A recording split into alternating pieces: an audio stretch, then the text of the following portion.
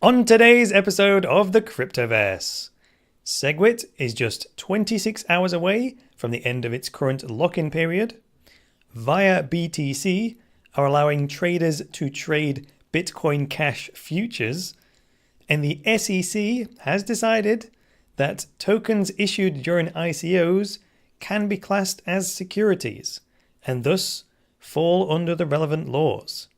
All of that coming up on today's episode of the Cryptoverse. So stay tuned.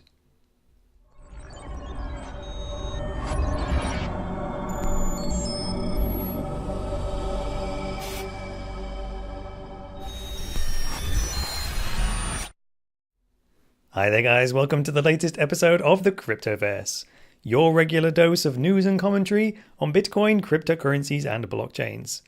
I am your host, Chris Coney, the founder of Cryptoversity, the online school where you can learn about Bitcoin, cryptocurrencies, and blockchains. Find out more at cryptoversity.com. Alright, let us begin with a Segwit update.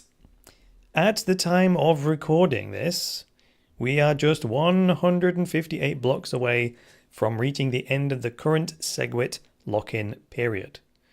So 158 blocks is about 26 hours, so not long to go. And we're not going to make it to the threshold to lock in Segwit, but we already knew that. So we will begin a new lock-in period from tomorrow, and then we have a period of 2 weeks where we need to mine at least 1,916 Segwit blocks. And if we do that, Segwit will lock in. So let's keep an eye on that for the next milestone. Now, if you do cloud mining, by the way, then I've seen many companies saying that they will be giving individual users the ability to select whether they want to use their mining contract to mine Bitcoin or Bitcoin Cash. So whichever one of these you want to support, you can do so. I personally will be keeping my mining contracts pointing to this Segwit chain because, like I said yesterday, I believe that in the long run, it would be better if we just had one Bitcoin. So there we go. On to the next story, which is related. You can now buy Bitcoin Cash futures via the BTC exchange. That's the problem with that name, via BTC. So if I say you can do it on the via BTC exchange, then that's more descriptive.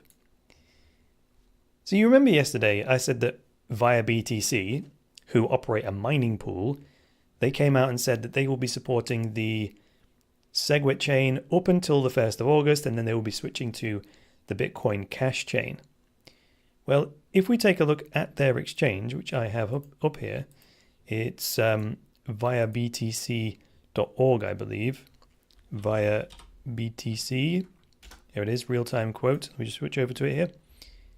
So it's via btc.com.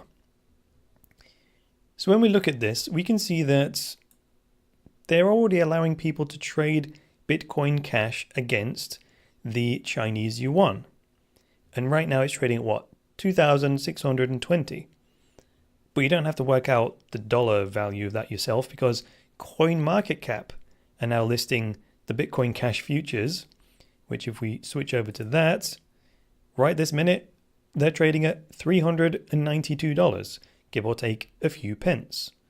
And you'll see in the Markets tab via BTC are the only exchange currently listing them. So these are basically people who are speculating on the future price of Bitcoin Cash. And you know, given that everyone is going to get the same amount of Bitcoin Cash that they have regular Bitcoin, all of those people who want to support Segwit, well, they're likely to just dump all of their Bitcoin Cash the moment they get their hands on it, which will quickly crash the price of Bitcoin Cash, right? So that's something I'm going to keep an eye on a day-to-day basis from the 1st of August as we go forward.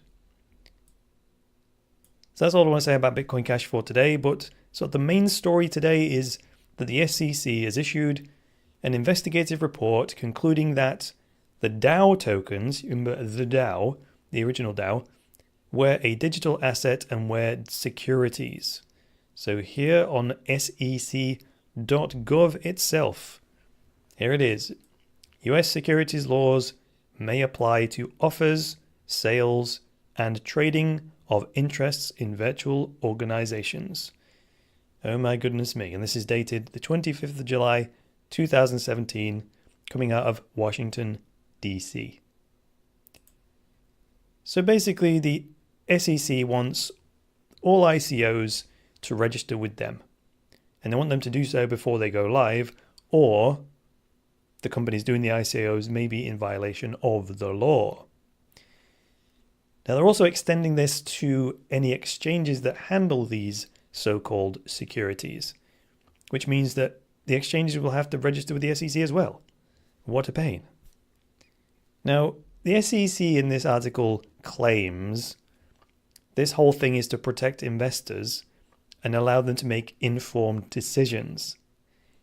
If that were true, then the SEC would start putting on like free seminars and online training workshops to educate anyone and everyone about these securities to dramatically reduce the chance of them getting scammed. I mean, that's logical and rational, isn't it? Now, it does say here in the article that they sent out a newsletter to educate people, but to my mind, that falls way short of the level of education. And it also, to my mind, shows that the SEC is negligent, which means they are actually putting US citizens at risk by failing to thoroughly educate people. You know, I know a guy that runs an online cryptocurrency school if you're interested in doing some business, but let me know. I'll put you in touch. But in all seriousness, no, I question whether this declaration that ICOs are securities is built on solid ground. Now, I say that because, we purchase these digital tokens using virtual currencies and cryptocurrencies. So surely the SEC would have to give some kind of like formal recognition of cryptocurrencies in order for the tokens that we buy with them to be the financial asset we call a security. See, that's how I build it logically in my mind, in a sequence, right? So a security bought with a cryptocurrency. So unless that's actually a currency, how can you call it a security? Because it's not a truly financial asset unless it's bought with something of real value like a currency. Now, if they don't formally recognize cryptocurrencies in law, then aren't we just exchanging one type of play money for another type of play money? And in that case, it harms nobody. So I don't see the problem. And then actually goes on to here to say, quote, "The federal securities laws apply to those who offer and sell securities in the United States," close quote. Now that means that companies doing the ICOs and the US citizens who participate in the ICOs, this applies to both. So for all those US citizens out there that ask me on a regular basis why sometimes they try and access an ICO website and it literally blocks them from visiting it, this is why. It's the US regulators that just won't allow you to do it. So thank you very much for joining me today, guys. If you liked this episode, go ahead and hit that like button. And if you're new to the channel, get subscribed. And if you want access to my very best stuff, check out cryptoversity.com. Alright guys, that's all for today. I'll be back tomorrow with another edition of the Market Roundup and another edition of the News and Commentary Show. So until then, it's me, Chris Coney, saying bye for now.